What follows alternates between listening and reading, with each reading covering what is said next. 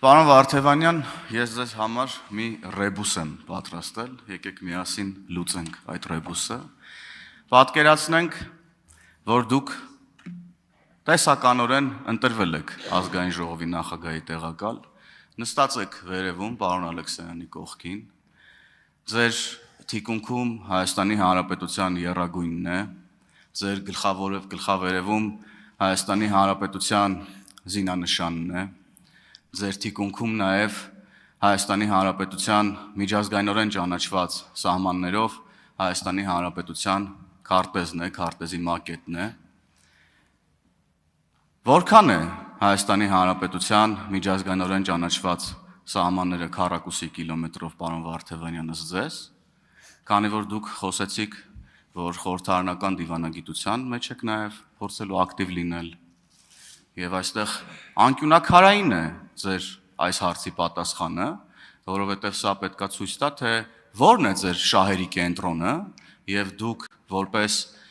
ազգային ժողովի նախագահի տեղակալ ինչպես եք օգտագործելու ձեր դիրքը, ինչպես եք սպասարկելու Հայաստանի Հանրապետության շահերը, սպասարկելու եք թե ոչ այս տրամաբանության մեջ։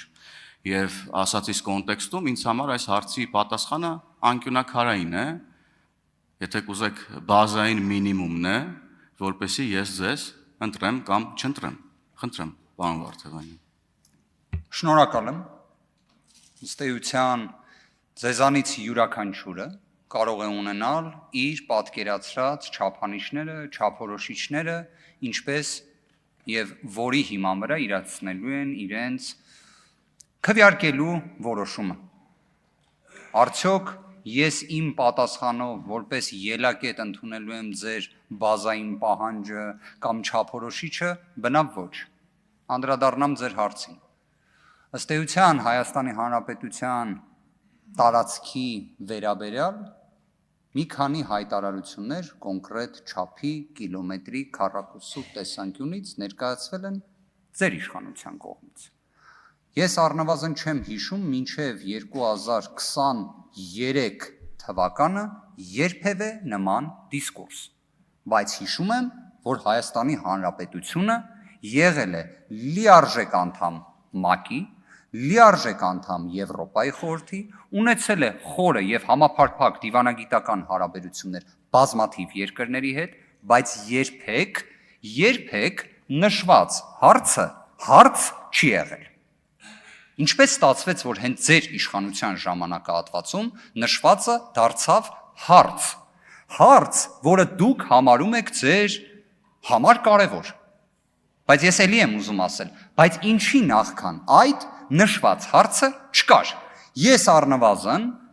այս ժամանակահատվածում կռահում էի, որ երևի թե ինձ նման հարց կհնչեցվի։ Ես նայել եմ բազմաթիվ ծրագրային ելույթներ Նիկոլ Փաշինյանի կողմից ներկայացված։ Չեմ տեսել նման հարց մինչև նշածս ժամանակահատվածը։ Ես նաև մեկ այլ հանգամանք եմ տեսել։ Ես հիշում եմ, որ ներկայացվում էր 29800 թիվը։ Շատ լավ եմ դա հիշում։ Կարծես նույնիսկ մոտ կես տարի այդ թիվը հստակ նշվում էր։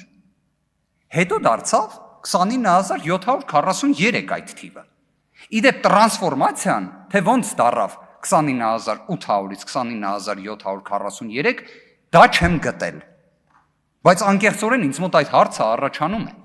ոնց ստացվեց։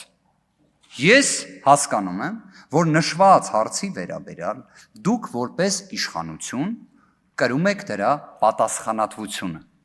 Դուք ելակետը դրել եք նշվածը 29743-ը, որը կրկին եմ ասում, դրանից մի քանի ամիս առաջ 29800-ն էր։ Բայց այստեղ շատ կարևոր հարցը հետևյալն է։ Դուք այդ թիվը հնչեցնելով, ես բովանդակային կրկին եմ ուզում ասել, ես այնպես չի, որ ինքս տիրապետում եմ բոլոր այն քարտեզներին, ելակետերին, որոնցով պետք է կատեգորիկ դատողություն անեմ, բայց դուք երբ նշվածը որպես իշխանություն պատասխանատվությունը կրելով դա հնչացնում եք, դուք դրա գետնի վրա լրիվ պատկերը ունեք, երևի թե ձեր կողմից հնարավոր է պատասխանների իրացման մոտեցումները շատ տարբերվող են, բայց դա արդեն ձեր մոտեցման հարցն է։ վկայակոչեցի Հայաստանի Հանրապետության վերջին 8 տարիներին պետական, քաղաքական պատասխանատվությունը ամբողջությամբ կրող եւ այս պահին էլ կրող դիրքորոշումը ներկայացրած իշխանության մասով։ Հստակ ներկայացրեց։ Նաև մտահոգությունս էլ ընդգծեցի, որովհետև հիմա ես նույն հաջողությամբ կպատկերացնեի, որ դուք արձագանքի շրջանակներում ինձ կասեիք ռեբուսը լուծելու տեսանկյունից 29800-ը ինչպես դարձավ 29743 եւ նույն ռեբուսի շրջանակներում այն նույն հաջողությամբ մենք էլ իսկապես 5 օր է ես շատ կուզենայի հասկանալ հիմա մենք Արարատի մարզի տեսանկյունից ինչ որ մտահոգություններ պետք է ունենանք թե չէ։ Թե 29743-ը, որը դուք ընդգծում եք, դրանով գետնի վրա հարցերը լուծված են։ Ավելին ներողություն եմ խնդրում 10 վայրկյան, ձեր հենց դիրքորոշումների տեսանկյունից մի հատ խզում կա։ Դուք ասում եք 29743-ն է, բայց նույն վճռականությամբ չեք խոսում Հայաստանի Հանրապետությունում առկա օկուպացիայի մասին, դրա լուծման ճանապարհների մասին։